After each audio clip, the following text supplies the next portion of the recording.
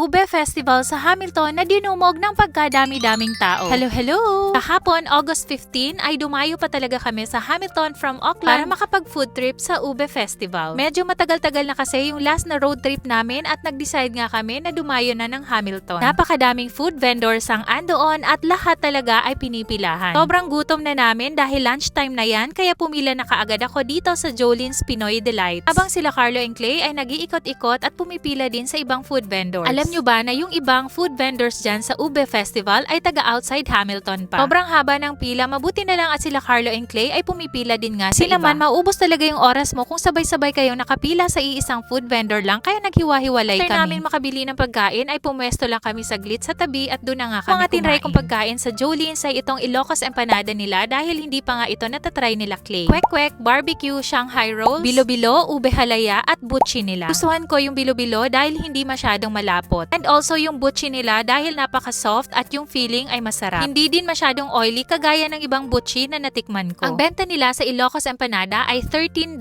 at kasya na din ngayon sa aming tatlo nila Carlo and Clay. Sarap din at very refreshing itong Chi-Chi's lemonade na binili nila Carlo. Gusto pa sana naming mag-ikot-ikot para naman matry yung ibang mga paninda ng ibang vendors. Sobrang dami talaga ng tao at ang hahaba ng pila kaya nag-decide kami bumalik na din ng Auckland after naming makakain.